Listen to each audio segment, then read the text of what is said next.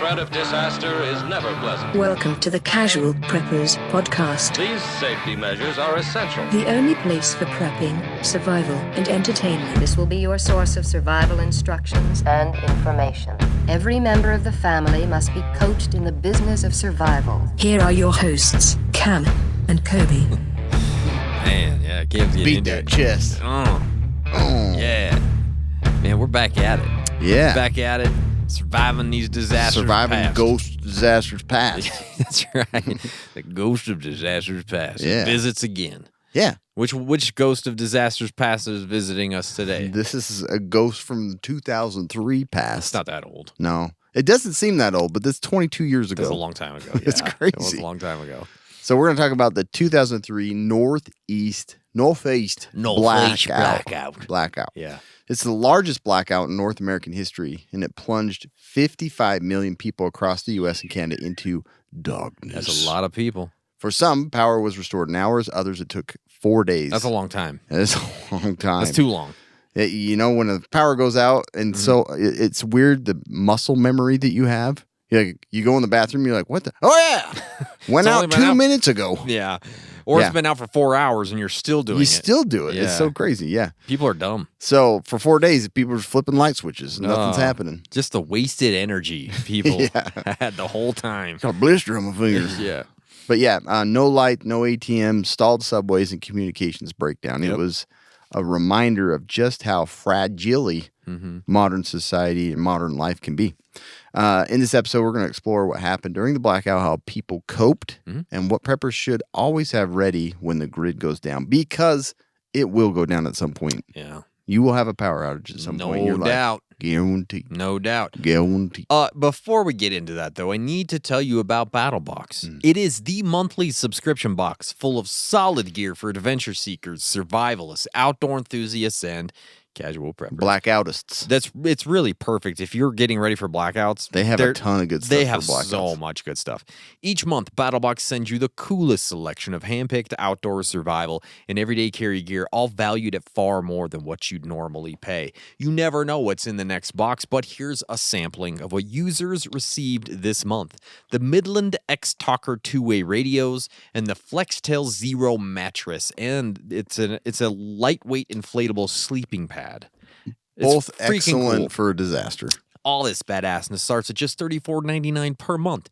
They've shipped over 1 million boxes and won Best Subscription Box of 2020. Our listeners get 15% off when you sign up at survive.battlebox.com/casualpreppers. Get your first BattleBox and 15% off at survive.battlebox.com/casualpreppers. Perfect. It's good stuff. Really is. It is, Cam. It is. So let's talk about the 2003 Northeast Blackout. What happened? So we're going to go back to August 14th, 2003, 4:10 p.m. In First Energy's Ohio control room, a software bug disabled alarms that should have warned operators about failing transmission lines. Without those alerts, problems went unchecked until the grid began to unravel. Crazy that it's just like this little software bug that starts this whole thing. Just, Yeah. I mean, it's a tiny little bug. It just didn't let the alarms go off. Windows is going to update in 15 minutes. Oh my gosh, yes. Transmission lines sagged in the summer heat, overloaded, and tripped offline. Within an hour, the failures cascaded out of control. So one failed, and then it was just like boom, boom, boom, boom, So boom, crazy. cascading. The result was the largest blackout in North American history. About 55 million people without power across 8 U.S. states and most of Ontario. So it's probably like 89 people in Ontario, 100 people. Yeah. That was a joke, Cam. I'm like, I don't know. Probably. Transportation collapsed. In New York City, nearly 400 subway trains stalled underground. That is like a nightmare. Yeah, I that can't is imagine being terrifying. with the people you're on a subway with in New York and you're trapped in there. No, thank you. No, thank you. Trapping thousands of commuters who had been escorted out along the tracks in the dark. Bridges and tunnels were jammed with tens of thousands of people walking home on foot, some for miles. Airports suspended flights, and with traffic lights out, gridlock took over all the city streets. Wow. Can you imagine no lights working anywhere, like in New York?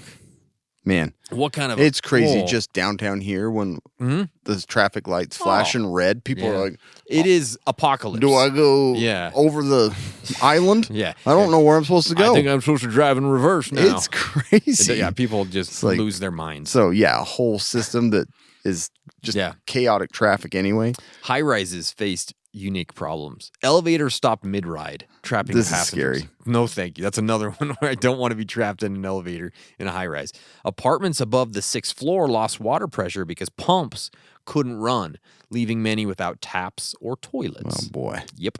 Residents had to climb dozens of flights of stairs for water or supplies in sweltering heat. So you got to remember, this was, when did I say it was? In June? Is that what it was?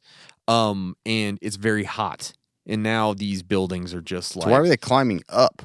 Because you had to go down to get water and then go back up. Oh, I got you. With the water. To go down again. You got to go down and then you got to go back up. So. God. You got to go both ways. Can't just go one, Cam. Or you It's just... like, why is all the water on the top floor? No, they had to go down to get it because there's the only place there was water. Okay, that makes sense. Water and sewage plants across the region lost power. Obviously not great. Some cities issued boil water advisories, and we've seen those from time to time, while others couldn't deliver water at all. They just like, never mind, you're not getting water. Several regions experienced sewage pump failures. Ugh, That resulted in raw sewage spilling into rivers. delicious. Including Newark's Passaic and Hackensack rivers and Hackensack. Kingston, Ontario's Cataraqui River, prompting beach closures. Somebody made up those names. Those aren't real. Emergency services were strained. 911 call centers were overwhelmed. Hospitals relied on backup generators, but some couldn't cover all functions and even had to evacuate patients. This is not good. Fire crews struggled without reliable hydrant pressure. In New York City, accidental deaths surged by 122%. While disease-related non-accidental deaths rose by 25% compared to similar periods before the blackout. People just started dying. That's crazy, yeah. I think I had some other statistics on that. That's crazy. So insane. Everyday systems went dark instantly. Obviously, ATMs and card readers, useless. Elevators stalled. Automatic doors froze. People just stood there in front of them like idiots. These aren't working. I can't get in. You're just waving at the force door. ain't working. Yeah, what's happening? Gas stations couldn't pump fuel. Grocery stores closed their doors, leaving only cash-based corner shops operating. Gas stations without electricity couldn't pump fuel, leaving highway travelers stranded. In Burlington, Ontario, stations that still had power hiked prices dramatically from $2.65 to $3.78. I know. That's what it is here. I know, but imagine going over $1. True. Yeah, I mean, unexpectedly, and like many consider that price gouging, and I assume that it is price gouging, but I don't know. Yeah. Communications broke down. Cell networks were jammed. Payphones saw long. I mean, we still had payphones back then, but they don't even have those anymore. If you think about it, yeah, like you couldn't get to a payphone anymore. Landlines are few and far between these days, right? Like, it's just crazy. And many TV and radio stations relied on air only using, they stayed on air using only generators. Yeah, it sounded like the radio was like kind of the big way to communicate with people. That was the way. And how often do we talk about that? I know. We talk about it so often. It's so important. For many, information was as scarce as electricity.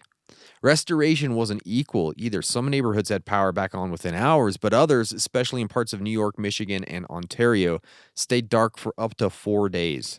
And that's critical, especially if you're elderly or young or you have issues, medical issues, and not have power for 4 days. A long time. Boy, that's death sometimes.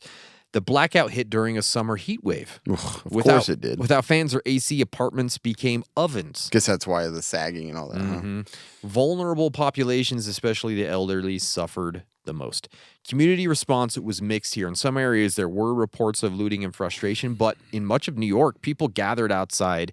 Restaurants grilled thawing food, neighbors shared water, and block parties broke out to make the best of it. That's pretty cool. This was actually a really big piece of this. Like, there were so many people just barbecuing in their backyards. Yeah, which is awesome to hear. Very cool. By the end, the 2003 blackout was a clear wake-up call. One unnoticed bug in a control room could ripple out and take down modern life for tens of millions, leaving cities to fend for themselves. That is insane. That's crazy. So everything much. that happened, man. Yeah. So why does it matter for us? Let's talk about it. So 2003, that blackout, it doesn't seem that long ago when I think about it. But it is a long time ago. Technology was much different back then. It revealed critical flaws in the power grid and our society's dependency on it. I mean, this was one of the biggest wake-up calls for well, the grid is not very stable and people don't do well without power. Yeah.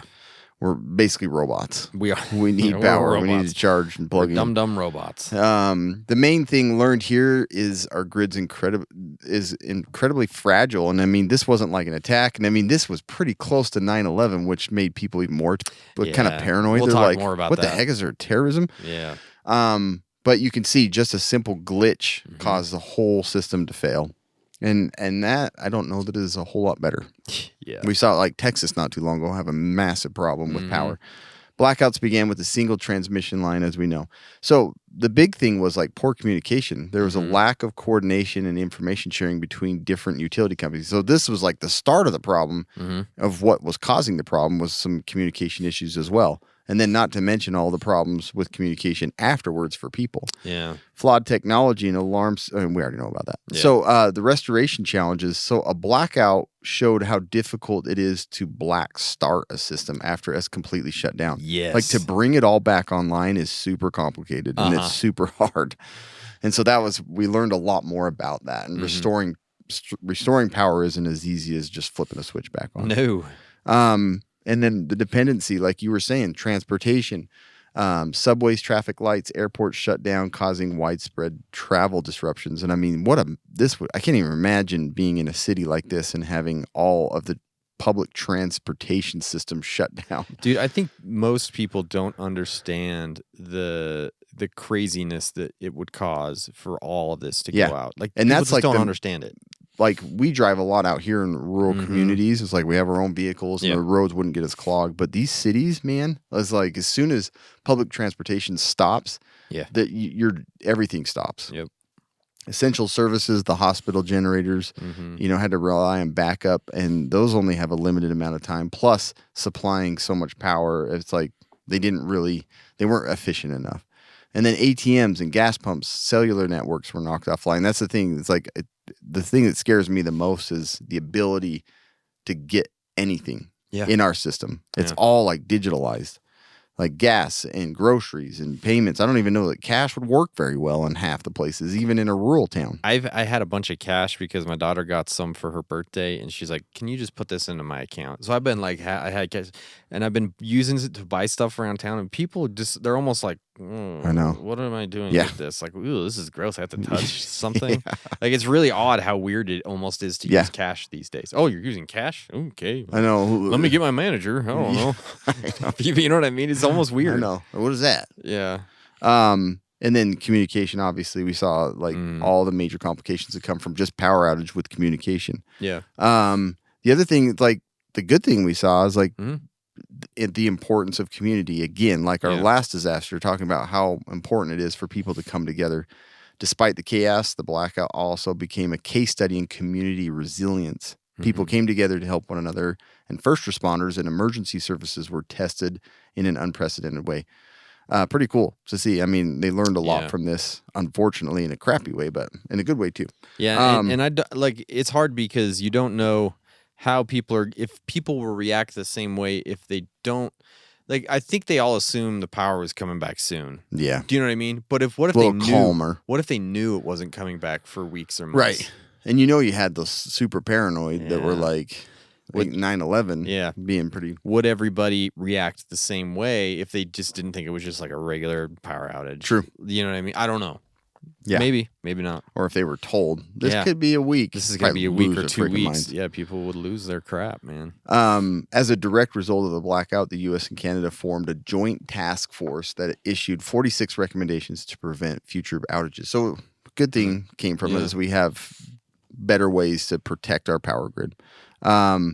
During this, other things that happened, the blackout's financial impact was estimated to be between $4 billion and $10 billion. Yikes. Just a power outage. Yikes. With losses from things like lost production, food spoilage, food spoilage, and emergency service costs. That's a lot of money. That is a lot. Just for 4 days of power outage or so. And then the increased mortality, like you said. New York City study found 28% increase in the total mortality during blackout, which resulted in approximately 90 excess deaths. Wow. The risk of accidental deaths increased the most, but the majority, like you said, it was like 110% or something like that. Yeah. The majority of excess deaths were due to non-accidental disease-related causes, particularly among the aged 65 to 74. Older. So that's people. the thing is like we always talk about. It's like medical supplies, device, oxygen concentrators, things like that are going to be impacted. And it's like, do you even have a plan? I don't think a lot of these people have any plan of sustaining themselves medically after something like this. Well, and happens. it's also like, can I get off of those things so when this happens, true. I don't become one of these statistics, right? Yeah. That's so scary. Obviously, through this, it demonstrated the power outages can have a direct and serious consequence to public health. It definitely can. It definitely does. Yeah. And so, what are some of the survival lessons that we have learned from this? And one of the big things was lighting and then daily life here. So when the sun went down, entire cities were pitch black. I mean, there was no street lights, there was no building glow, there was nothing. So the darkness was kind of disorienting and even unsafe in some areas. So people were scrambling, obviously, for candles and flashlights and lanterns. Most people realized they didn't have enough batteries to last more than like a night. What was the event that we were talking about? The LA or what is it? The power went out and they were like calling 911 because they could see the stars in the Milky Way. I don't remember which one that was. But anyways, yeah. Could you imagine a city that's just all lit up? They're not used to seeing that, so it is crazy. So those who had like headlamps and LED lanterns and solar garden lights, those were like the heroes of your neighborhood at that point, right? Because that like small overlooked gear turned into a lifeline for a lot of these communities. Families really did quickly adjust to like a sunrise sunset routine, waking up early, cooking before dark, and then winding down once the daylight was gone. Evening activity basically shut down. So it's weird. like once going back to that, you just have to, right? Yeah. And that's why people live that way for so long. Some fires were started by unsafe candle use, which is going to happen in power outages. That was a big thing I'd read about, that they were like tons of people just. Well, that's the thing. You don't need 65 candles burning in your house. You don't need to light up every corner of your house. That's what some people do, though. They do. Right? They're Because like, I need it all. I'm going to see everything. There's a corner over there that's dark. Get another candle. And then they overwhelm themselves with all the scents because they're all scented candles. It's like, knock yourself out, man. And then food and water was obviously a big issue. Refrigerators and freezers failed, obviously, right then. So within 24 hours, most perishables were spoiled. And that's why people either had to throw it out or they had to make it then, right? And then what do you cook with? Well, yeah. Most people rely on we'll talk electric. about that, yeah. Restaurants and grocery stores closed, leaving bottled water and shelf-stable food in very short supply almost instantly. Your ATMs and your card systems being down made buying supplies even harder. In several regions, water treatment plants lost power, and that was the boil order stuff. And those without a stove fuel or filters had no safe way to make your drinking water either. They couldn't even boil it, right? You have a boil order, but no power. It's no good. No. It's not good especially if you're not prepared. Like we could, obviously, but a lot of people just couldn't. People with propane grills, charcoal, or camp stoves became vital to their communities. Backyard cookouts were both survival and morale boosters. So all those people, I mean, if you're in New York, most people don't, like in Manhattan, they don't have a barbecue grill. Yeah. Some people do, and the ones that did, obviously, they saved the day there. In high rises, residents who lost water pressure had to carry buckets and jugs up dozens of flights. There was a lot of people who got even sicker and had issues like heart attacks and stuff because of that. And then transportation and mobility. Subways and commuter trains froze in place, leaving thousands stranded in tunnels and stations until they could be escorted out. They had to have someone come and escort them because you don't know which way to walk or where to walk or how to get. You're just like stuck in a tunnel with a bunch of people in the dark. That's a horror movie. Yeah. Cameron? Wasn't an American Blackout that showed like I think so, what this could be like? Mm-hmm. And it showed like the elevator scene. Yeah, it went over all this, which is very worth the time to watch. It definitely is because it kind of dramatizes a lot of this stuff in a way where you can see it. Airports shut down completely. Radar towers, security systems were all offline. Thousands of flights were canceled. Streets gridlocked instantly. With traffic lights dead, major intersections became just freaking dangerous, with crashes and near misses reported across multiple cities constantly. We talked about the gas stations that couldn't pump fuel. Obviously, long lines there because people had generators. They also needed fuel for the generators, and you couldn't get the fuel. And then everybody's trying to get fuel, so it's it's a big circle of issues there. Many residents ended up walking miles home on foot across bridges and darkened streets. There's pictures of this in places, and it's crazy. Some of those bridges out of Manhattan were just covered with people, just thousands and thousands of people just trying to get home, and that's why it's that's why we talk about having a get home bag and sturdy walking shoes and all that kind of stuff, right? Might be going a long way. Yep. And then the cell networks, obviously within minutes, gone, overloaded by calls because everybody's going, hey, did your power go out? Well, I can't see nothing. Yeah. I'm seeing these weird lights in the sky. What are those? Those are stars. Landlines worked in some places, but not others, because it really depends on whether those local switches had backup power. Battery-powered and hand-crank radios, those were like gold in these situations. Often the only reliable source of news and updates here were from those. In the information vacuum, rumors spread fast. For sure. From terrorist attack fears, because like Cam mentioned, this was just 2 years after 9/11. Oh, yeah. So people were like, this is a terrorist attack. This is no doubt a terrorist attack. To wild guesses about how long the outage would last. Anxiety rose as accurate information lagged behind. For many, the blackout showed how dependent modern life is on instant communication and how unprepared most are to go without it. This is, it's just not good.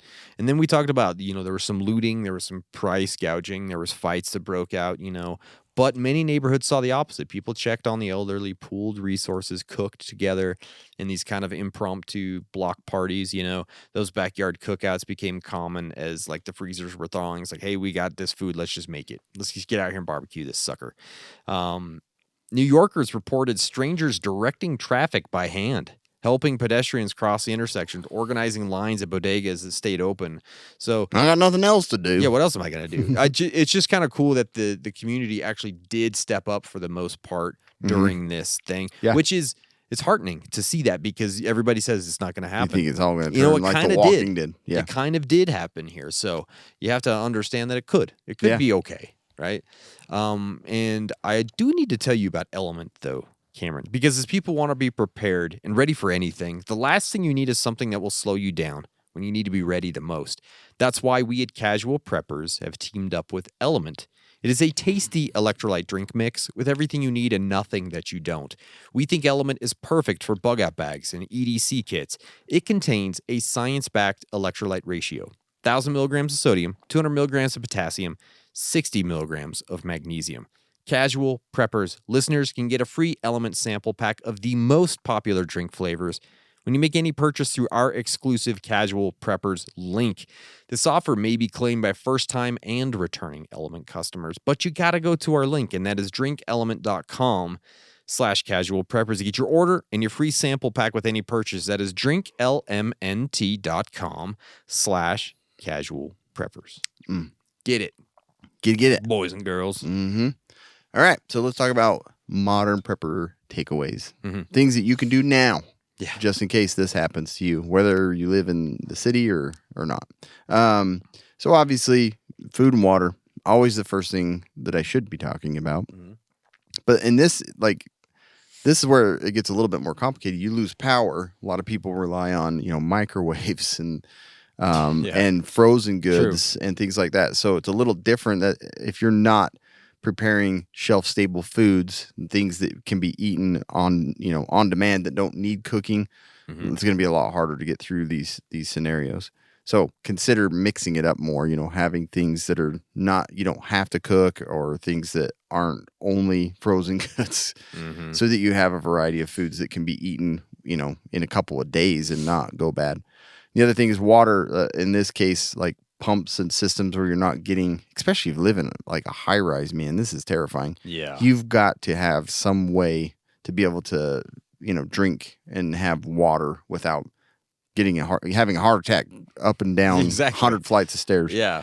And also, it's not going to be pumped up there for sanitation purposes, so you got to have a strategy there too. But make sure you have water ready to go that doesn't need to be filtered for at least 2 weeks for you and your family. And then build on that, like get a month and then more.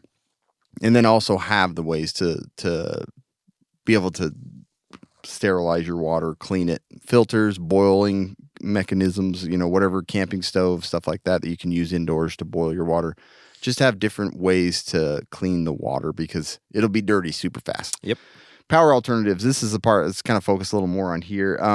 Candles are great. They're cheap. They're easy to store, but they're limited in their usefulness and they pose a serious risk. So yeah, we've learned that. Just learn how to use those. Like you think you would think people understand how to use candles, but I remember being in college with somebody that started like a dorm on fire. It's just like they're dumb with candles. Not like having them is good, but you don't need to light up every corner of your house. No, and it's like if you have other options that are pretty cheap, like why not get those things first? Yeah. And then there's so many options for alternative light source and power sources. BioLite, Goal Zero, Olight, Nebo, like all those are great flashlights that you can get today. Like I'd have multiple. I love them. It's like my favorite thing. The BioLite Solar Home Knives. 620. Yeah. Get it. Seriously, you can just light up your whole home with that. Yep, get it. And it charges solar powered and the battery lasts forever. We recently received a BioLite headlamp. We did, that is incredible. It's super bright and easy to use. So look into that. What should is it have called? a video by the time this comes out. Yeah, should. Cam's making a video. Yeah. But you need to have several of these things charged and also make sure you have ones that can be charged like either by crank or solar power. You don't have to plug in or put new batteries in. And then those battery banks, like I'm obsessed with them. I have a DJI. I also have a Rock Pals and an EcoFlow. And so with these, you can plug stuff in. You can charge your phones. You can charge your flashlights. You can. They're even powerful enough now to kick on a microwave and use it for a few minutes, like probably several times. It'll run your refrigerator for what's the one that you have? It'll run it for what, 24 hours? Yeah, 48 hours? 48 hours. I think. That's crazy. Yeah, it's crazy. So definitely look into power banks.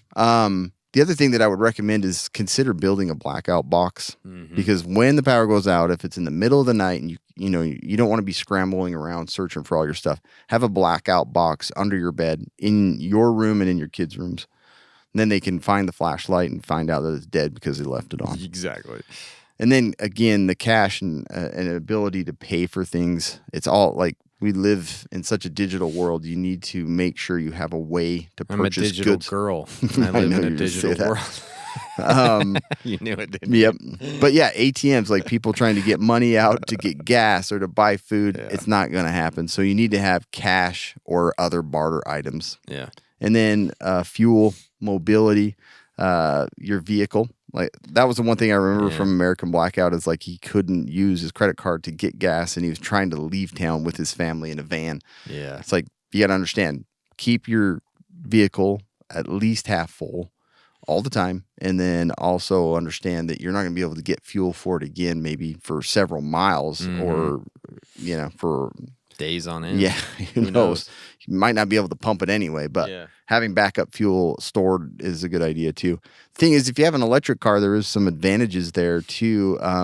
You can't charge it, but if it's just sitting in your garage, it's a generator, and it's nice because there's no exhaust. You can tap into the power. There's usually adapters and things like that, and you have, anywhere from 70 to 100 kilowatt hours of power. So if you have an electric vehicle, make sure you consider it part of your backup plan. Yep.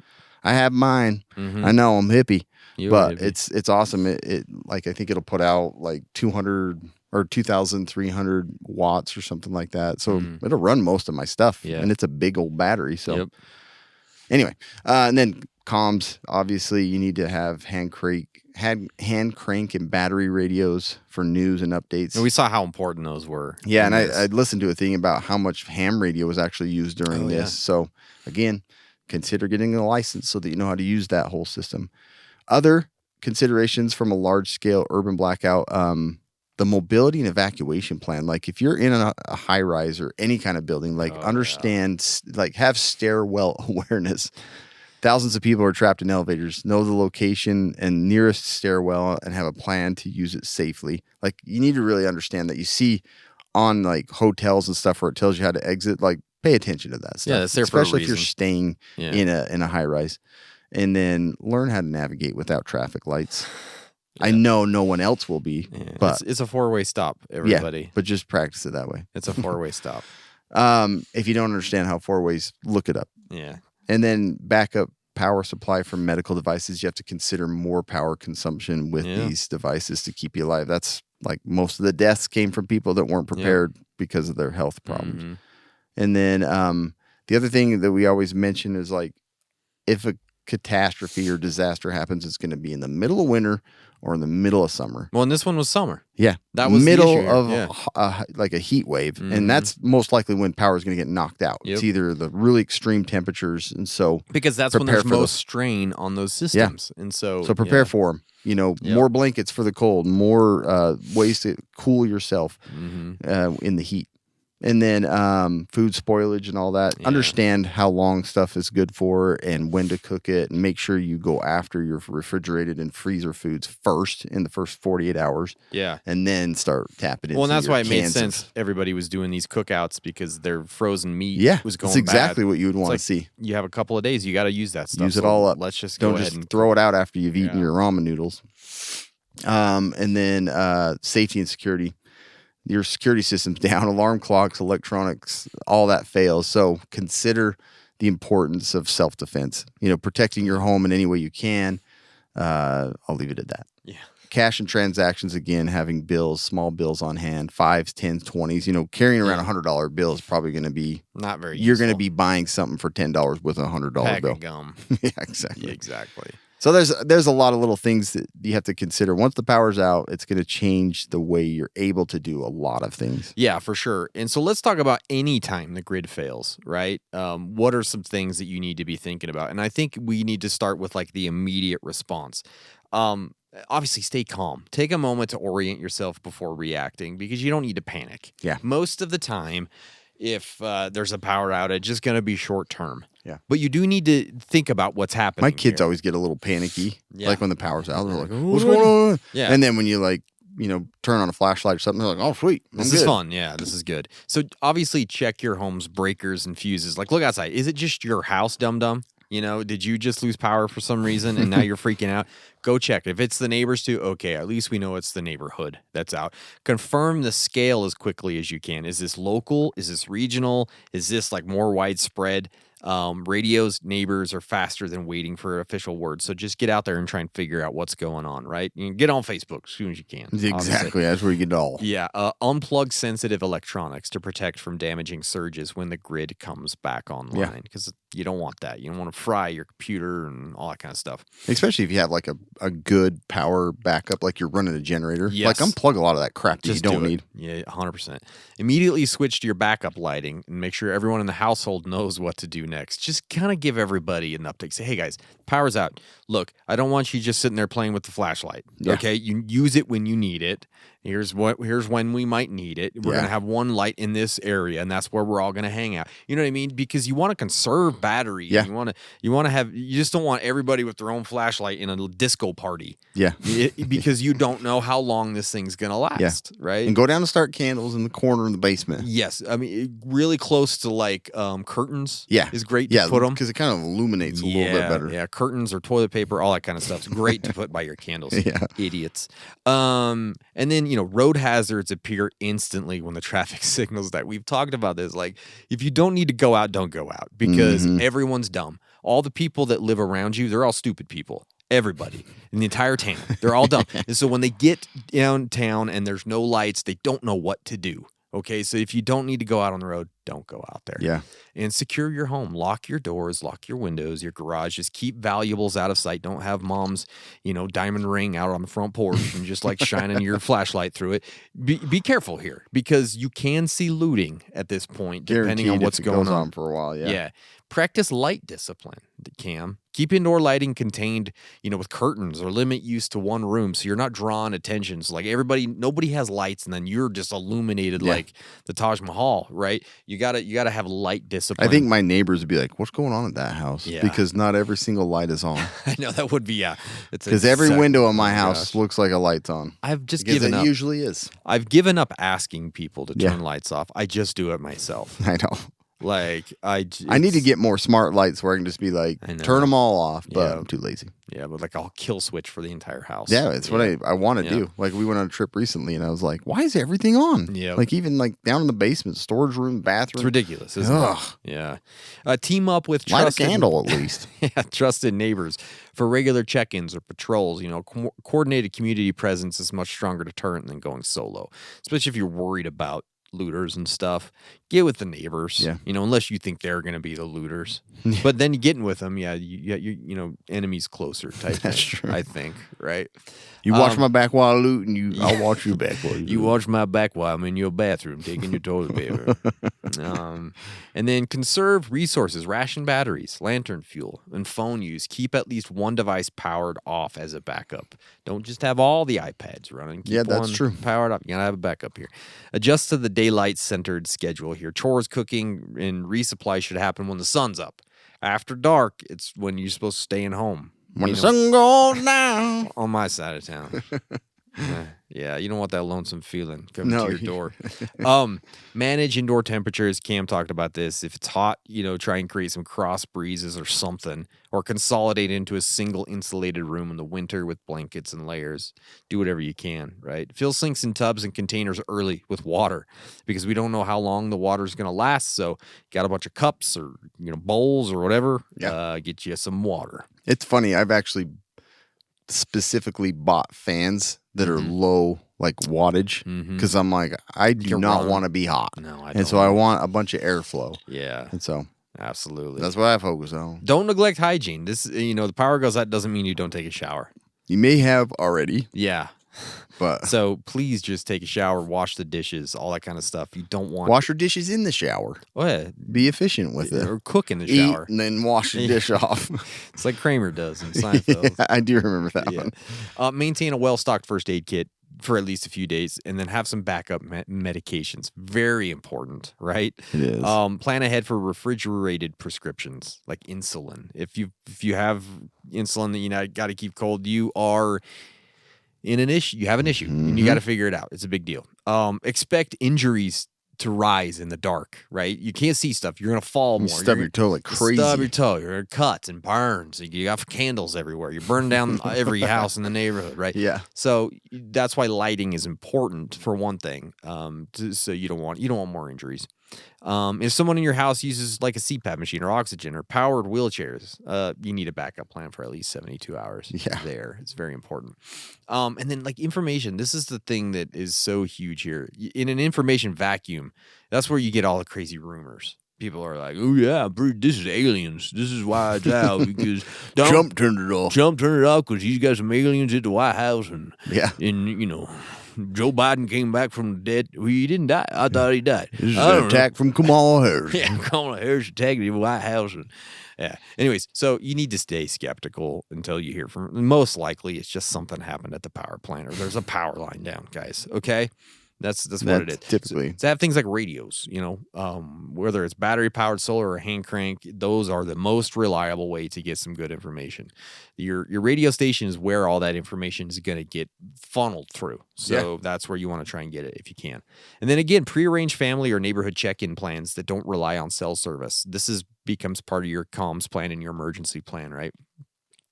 And keep those spare batteries. Really. Or, huh? No, I'm just kidding. Spare batteries or a small solar charger dedicated just to your comms gear. So it doesn't compete with all the other stuff because the comms gear is so important. You have to keep that stuff going. And then the thing you worry about is this a long-term situation? Most outages are like a couple hours, but we don't know. Yeah. Like these guys had to go 4 days. That is, in my opinion, a long-term power outage. For sure. 4 days is a bad Yeah, deal. didn't you talk about that too? It used to be like 3 and now it's extended to about 5. Yeah. Is the average time frame. Exactly. That's a lot. That's a lot of time. So test and maintain your generators and your solar setups and your power banks well before you need them. You don't want to be doing this the day of after the power goes out. You want that to be ready to go beforehand. And then like Cam mentioned, those 5s, 10s, and 20s, small bills with you all the time. And it is very, very important. Don't care for paying change. Yeah, exactly. And then think in layers of preparedness: food, water, light, security, comms. Each layer reinforces the others, reducing the chance that one failure leaves you exposed. So the 2003 Northeast Blackout, I think we learned a lot from this. I think there's a lot that you can take from looking at this disaster and looking at your own plans, especially with this one, because like blackouts are so common. They're super common. They're so common, and everybody deals with them. So this is a great one to consider as a primary place to start to build up your preps and your plans and stuff. Yeah. Because a lot of the time, power is going to go out with almost all of them. So. Exactly. Yeah. Yeah. But today's podcast is brought to you by Tech Pack. It is. TechPack. The only tactical subscription box with useful professional grade stuff inside. Use our code Casual Preppers and get a free $70 machine-made part from Next Level Armament. Get it done, guys. So there you go. Get that Tech Pack. Yeah. Get it done. Thank you guys so much for listening. Make sure you've hit subscribe. Make sure you go follow us on our other podcast, Raised by VHS. Cam, you got anything else? No. It's so fun. I mean, Yeah. this podcast is a little bit heavier toned. It is, sure. Yeah. The other one, just fun. No. I don't think anybody would accuse us No, of being no. heavier toned. But yeah. if you really want to relax, Yeah, if you really want go to listen to relax, our other podcast. Go do it. All right, guys. Thanks. Stay survived.